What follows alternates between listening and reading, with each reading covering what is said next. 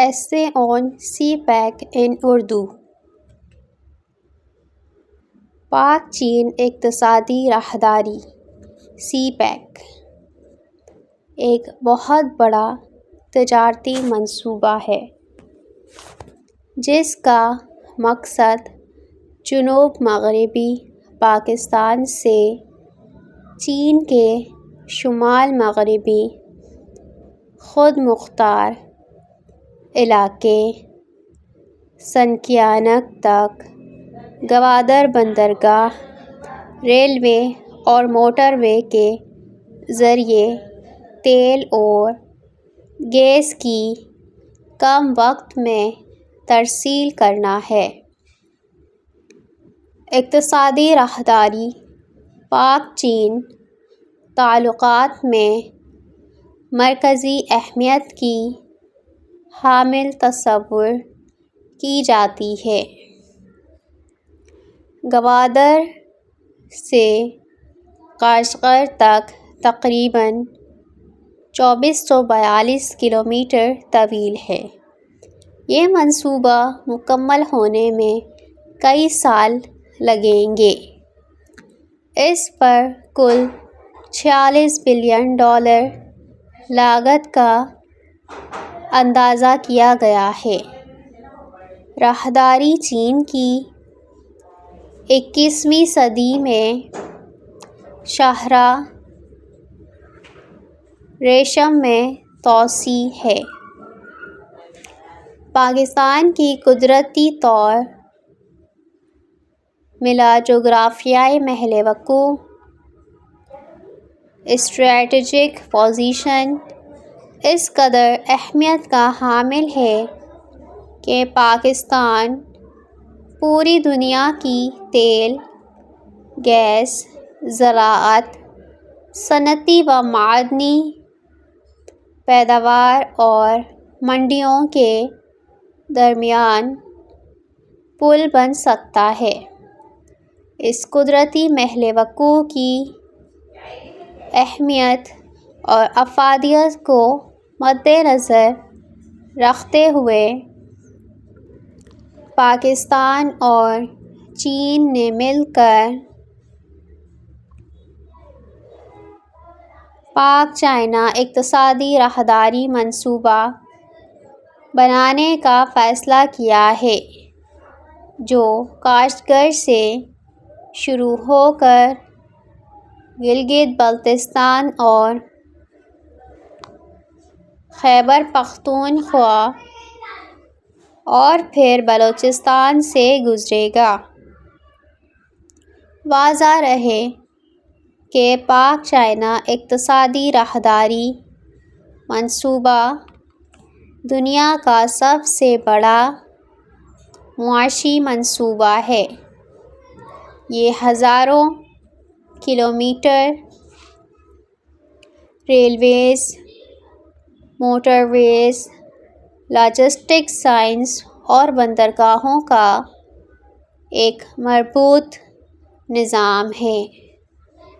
چین یومیہ 60 لاکھ بیرل تیل بیرون ملک سے درآمد کرتا ہے، جس کا کل سفر 12,000 کلومیٹر بنتا ہے، جبکہ یہی سفر CPEC کی تکمیل کے بعد سمٹ کر محض 3,000 کلومیٹر رہ جائے گا، جس کے باعث چین کو تیل کی سالانہ تیل کی درآمد پر $20 ارب بچت ہوگی، جبکہ پاکستان کو تیل کی راہداری کی مد میں $5 ارب یعنی 5 کھرب یا 500 ارب روپے سالانہ ملیں گے۔ ان منصوبوں کے متعلقہ علاقوں میں لامحالہ معاشی اور اقتصادی اثرات مرتب ہوں گے۔ سرمایہ کاری اور انفراسٹرکچر کی تعمیر، ان علاقوں میں صنعتی اور تجارتی سرگرمیوں کے فروغ اور ترقی کے ایک نئے دور کے آغاز کا سنگِ میل ثابت ہوں گی۔ روزگار کے بے شمار مواقع میسر ہوں گے۔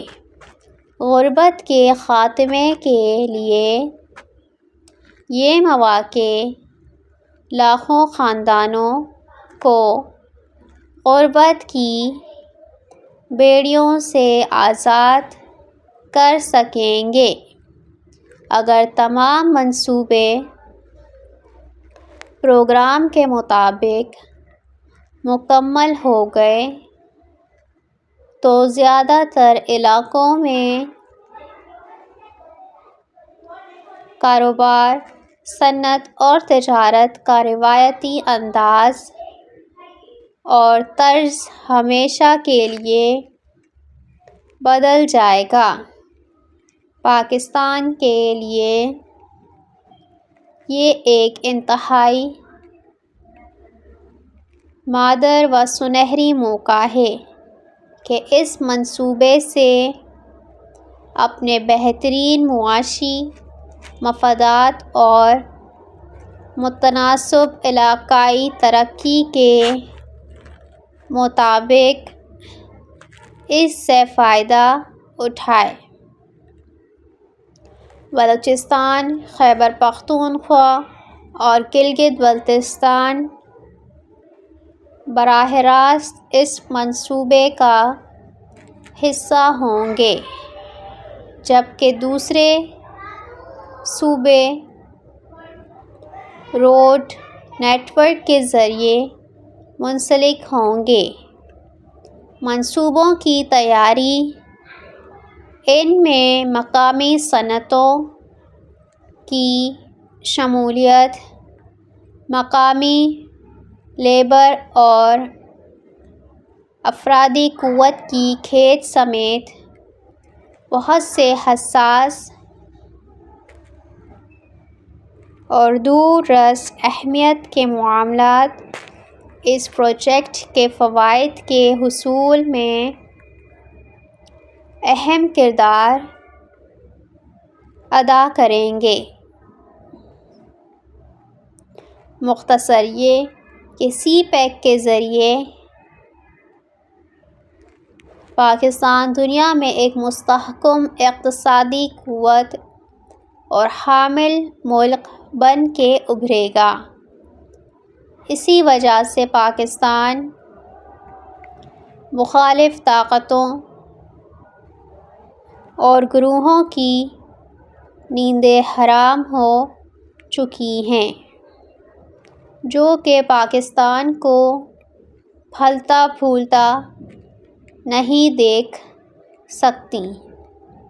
واضح رہے کہ مختلف سیاسی اور قوم پرست جماعتیں سی پیک کے خلاف آوازیں بلند کر رہی ہیں، جس کے لیے وفاق و عسکری قیادت کو چاہیے کہ انہیں آن بورڈ لے کر ان کے جائز مطالبات کو پورا کریں، مگر تمام سیاسی و قوم پرست جماعتوں کو چاہیے کہ ملک و قوم کے وسیع تر مفادات، سالمیت اور خوشحالی کے لیے اس عظیم منصوبے کے خلاف صرف اپنے ذاتی مفادات کے لیے ہرزہ سرائی سے گریز کریں۔ تاریخ گواہ ہے کہ پاکستان میں سیاسی و قوم پرست جماعتوں نے ماضی میں بھی عوام کے مفادات کے لیے بنائے جانے والے بڑے منصوبوں کو سیاست کی نظر کر کے پاکستان کی ترقی میں رکاوٹ ڈالی۔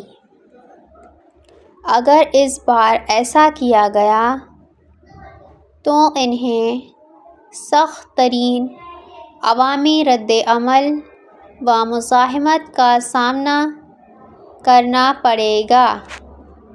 ضرورت اس امر کی ہے کہ پاکستان کی ترقی، سالمیت اور خوشحالی کے ضامن سی پیک منصوبے کی تکمیل کے لیے قوم کا ہر فرد، خواہ اس کی وابستگی کسی بھی سیاسی مذہبی جماعت سے ہو یا کسی بھی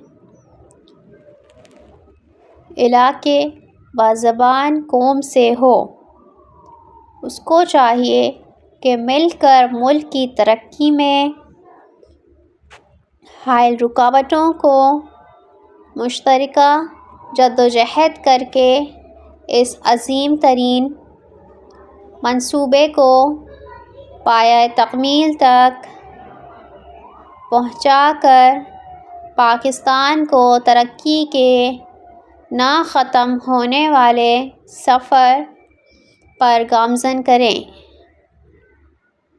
20 اپریل 2015 کو پاکستان میں چینی صدر کے دورے کے دوران مختلف شعبوں میں مفاہمت کی